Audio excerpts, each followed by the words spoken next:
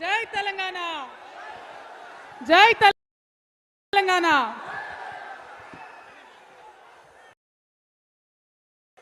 ఆకలైతుందా అందరికీ? కూర్చోండి కూర్చోండి, ఎందుకంటే చేయాల్సిన యుద్ధం చాలా పెద్దగా ఉంది. అందుకనే మరి ఖచ్చితంగా మీ అందరితో మాట్లాడాలి.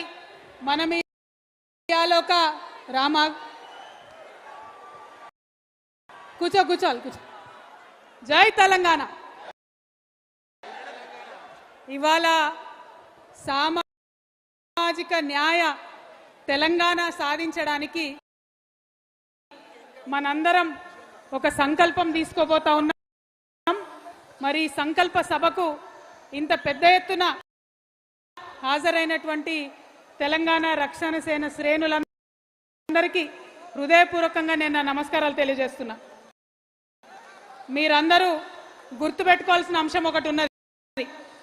ఈ తెలంగాణ రాష్ట్రంలో ఏ ప్రధాన స్రవంతి పార్టీ కానీ ఇంతవరకు సామాజిక న్యాయానికి ఒక కంకణబద్ధులై సంకల్పం తీసుకొని ముందుకెళ్లాలనే ఆలోచన చేయలేదు. మరి అటువంటి ప్రయత్నం చేసిన మొట్టమొదటి పార్టీగా ఈ మా మహాసేన అందరికి కూడా నేను ధన్యవాదాలు తెలియజేస్తా ఉన్నాను. ఎందుకంటే ఇవాళ మనం ఒక కొత్త చరిత్ర రాస్తా ఉన్నాం. ఈ కొత్త చరిత్ర తెలంగాణలో ఉన్న అనేక మంది జీవితాలను మార్చబోతా ఉన్నది. తెలంగాణనే కాదు, మరి భారతదేశంలో ఉన్నటువంటి కోట్లాది మంది జీవితాన్ని కూడా ఈ యొక్క మీటింగు మార్చబోతా ఉన్నదని నేను సగర్వంగా తెలియజేస్తా ఉన్నాను. ఎందుకు ఈ మాట చెప్తా ఉన్నా అంటే, మరి ప్రపంచవ్యాప్తంగా అనేక సందర్భాల్లో అనేక చోట్ల ప్రజాస్వామ్యం రాకముందు, రాచరికం ఉన్నప్పుడు అనేకమైనటువంటి దాష్టికాలు చాలా ప్రజా సమూహాల మీద జరిగినాయి. జై తెలంగాణ. కూర్చోండి, మీరు కూర్చో, రిలాక్స్, కూర్చో, మంచి కూర్చోండి, ముందటోళ్ళు కూర్చోండి. మన వాలంటీర్స్ వెనకకు జరిగితే కొద్దిగా కూర్చున్న వాళ్ళకి కనబడుతుంది. అట్లా నిల్చుండ్రా, కూర్చోండి. ఇవాళ మీ అందరినీ నేను కోరేది ఒకటే.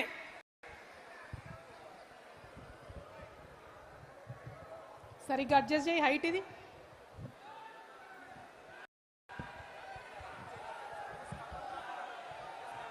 కిందకి పెట్టాలా? ఓకేనా? Right, okay, thank you. ఇవాళ ఒక చరిత్ర రాయబోతా ఉన్నాం మనం. కాబట్టి తెలంగాణ రక్షణ సేన సైనికులందరూ కూడా సగర్వంగా ఉండాలి, చాలా ప్రౌడ్గా ఫీల్ కావాలి ఈ మీటింగ్ పెట్టుకున్నందుకని నేను మిమ్మల్ని కోరుతా ఉన్నా. ఎందుకోసం మరి? చాలా గంభీరమైన విషయం ఇది. దయచేసి దీన్ని చాలా సీరియస్గా తీసుకొని ప్రతి ఒక్కరం పనిచేయాలి. మన భారతదేశంలో కానీ ప్రపంచమంతా కూడా రాచరికాలు ఉన్నప్పుడు పేదవాళ్ళ మీద అనేక దాష్టికాలు జరిగినాయి.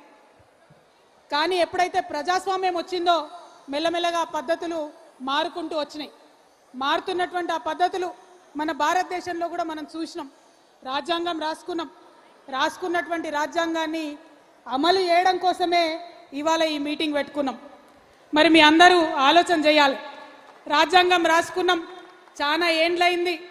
1950లో కాన్స్టిట్యూషన్ అడాప్ట్ చేసుకున్నాం. మరి ఆ రోజు నుండి ఈ రోజు వరకు రాజ్యాంగం అమలు కాలేదా అని అంటే సంపూర్ణంగా కాలేదనే చెప్పాలి. కొంత బాధతో చెప్తున్నాం, కొంత దుఃఖంతో చెప్తున్నాం, కానీ సంపూర్ణంగా రాజ్యాంగం ఇంకా అమలు కాలేదనే చెప్పాలి. మరి ఆ రాజ్యాంగం సంపూర్ణంగా అమలు చేయడానికే ఈ సామాజిక న్యాయ పోరాటం చేయబోతా ఉన్నాం. ఈ సామాజిక న్యాయ సంకల్పం తీసుకోబోతా ఉన్నామని ఇవాళ తెలంగాణ సమాజానికి అందరికీ కూడా వినమ్రంగా మేము తెలియజేస్తా ఉన్నాం. మరి సామాజిక న్యాయం అనగానే చాలా మంది ఉలిక్కి పడతారు. సామాజిక న్యాయం అనగానే మా సీట్ ఏదో పోతుందని చాలామంది భయపడతారు. కానీ అట్లా ఆలోచన చేయకూడదు. ఎందుకు ఈ మాట చెప్తా ఉన్నా అంటే, మన భారతదేశంలో ఉండవా, ఆగు, కొద్దిసేపు ఆగు, ఒక నిమిషం ఆగు. ఎవరిని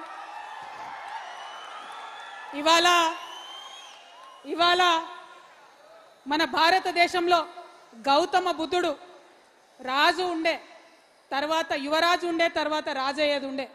కానీ ఒక్కసారి బయటకెళ్ళి సామాన్య ప్రజల కష్టాలు చూసినందుకే రాజ్యాన్ని వదిలి, కుటుంబాన్ని వదిలి బయటకొచ్చి ప్రజాస్వామ్యం కావాలి, గణతంత్రం ఉండాలని చెప్పి చిన్న జాతుల వాళ్ళందరినీ ఏకం చేసి ఆనాడు మొట్టమొదటి ప్రజాస్వామిక గణతంత్రాన్ని గౌతమ బుద్ధుడు నిర్మించిండు. మరి అటువంటి నేలలో పుట్టిన వాళ్ళం మనం, అటువంటి నేలకు వారసులం మనం ఎంత పెద్ద హృదయంతో ఆలోచించుకోవాలి. ఒకసారి మనందరం ఆలోచన చేసుకోవాలి. టిఆర్ఎస్ పార్టీ కొత్తగా పెట్టిన రాజకీయ పార్టీ, మనకు కొత్తగా ఒక సాలు తీసేటటువంటి అవకాశం ఆ భగవంతుడు ఇచ్చిండు. తెలంగాణలో ఇన్ని రోజులు ఏదైతే జరగలేదో అది చేసేటటువంటి అవకాశం ఆ భగవంతుడు మనకిచ్చిండు. ఆనాడు గౌతమ బుద్ధుడిని ఆదర్శంగా తీసుకొని ఆ తర్వాత సాహు మహారాజ్ మొట్టమొదటిసారి భారతదేశంలో అణగారిన వర్గాలకు రాచరికపు వ్యవస్థలో కూడా రిజర్వేషన్లు ఇచ్చినటువంటి గొప్ప మనిషి. ఆయన వారసులం మనం. మరి మనం ఎంత గొప్పగా ఆలోచించాలి, మనం ఎంత గొప్పగా మన సమాజాన్ని తీర్చిదిద్దుకోవాలి. ఆ సాహు మహారాజ్ నుంచి మరి పూలే గారు, ఆ తర్వాత అంబేద్కర్ గారు, ఆ తర్వాత ఒకరేనుక ఒకరు ఒక దీపం ఇంకొక దీపాన్ని వెలిగించినట్టు ఆనాడు బుద్ధుడు వెలిగించిన జ్యోతి ఒకరి నుంచి ఒకరికి వెలుగుతూ వచ్చి ఇవాళ సమాజంలో ఈ ప్రజాస్వామ్యాన్ని సాధించుకునేటటువంటి పరిస్థితి మనకు వచ్చింది. మరి ఇటువంటి సందర్భంలో తెలంగాణ రాష్ట్రంలో ఒక రాజకీయ శక్తిగా వచ్చిన మనం ఆలోచన చేసుకోవాలి. భారతదేశ చరిత్ర అది, మరి తెలంగాణ చరిత్ర ఏంది, ఏం జరిగింది తెలంగాణలో? తెలంగాణ వీరులు పౌరుషవంతమైనటువంటి మనుషులం కాబట్టి ఆనాడు జమీందారీ వ్యవస్థ వస్తే, ఆర్థిక అణచివేత వస్తే దున్నేవాడిదే భూమి అనే నినాదంతో భూస్వాములందరినీ కూడా గడీల నుంచి తరిమి కొట్టినాం. జరిగిందేంది? దాని పర్యవసానంగా ఆర్థికంగా ఉన్నటువంటి అసమానతలు తొలగించే ఒక అడుగు పడ్డది. కానీ సామాజికంగా, సాంఘికంగా రావాల్సిన విప్లవాలు, కులాలపై జరగాల్సినటువంటి పోరాటాలు, కుల వివక్ష మీద జరగాల్సిన పోరాటాలు జరగాల్సిన స్థాయిలో జరగలేదు. ఆ విషయం మనందరం ఒప్పుకోవాలి. అందుకే ఇవాళ తెలంగాణలో ఇంకా కూడా కుల వివక్ష కొనసాగుతుంది, ఇంకా కూడా సామాజిక అన్యాయం జరుగుతుంది. సామాజిక అన్యాయం తెలంగాణలో జరుగుతుంది కాబట్టే ఇవాళ సామాజిక న్యాయం తెలంగాణలో రావాలని దానికి సంకల్పం తీసుకోవడానికే ఇవాళ ఇంత పెద్ద సంఖ్యలో మనందరం కూడా ఇక్కడికి రావడం జరిగింది. మరి నేను ఒక అగ్రవర్ణాల్లో పుట్టిన బిడ్డని. ఈ మీటింగ్ కాగానే చాలా మంది పల్లికి ఇచ్చుకుంటూ అడుగుతారు, ఈమెకేం సంబంధం సామాజిక న్యాయంతోనని. వారికి చెప్తున్నా, చెవులు తెలుసుకొని వినాలి. నేను ఒక అగ్రవర్ణాల్లో పుట్టిన బిడ్డని, గర్వంగా చెప్తా ఉన్నా. ఎందుకంటే నా పుట్టుక నా చేతిలో లేదు. ఎవరి పుట్టుక మీద వాళ్ళ గర్వం ఉండాల్సిందే. కానీ కానీ కానీ ఎట్లా జీవించాలో, ఎట్లా పనిచేయాలో, ఎవరి కోసం పనిచేయాలో, ఏ విధానంతో పనిచేయాలో అది నా చేతిలో ఉంది, అది నా చేతిలోనే ఉంది.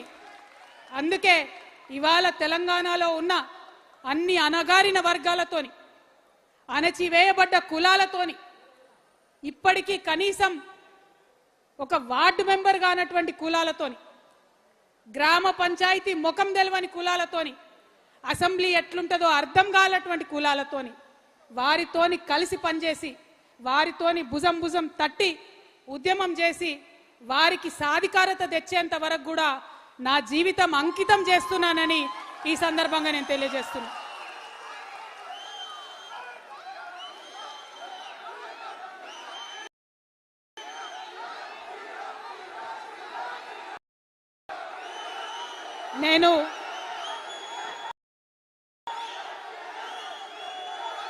నేను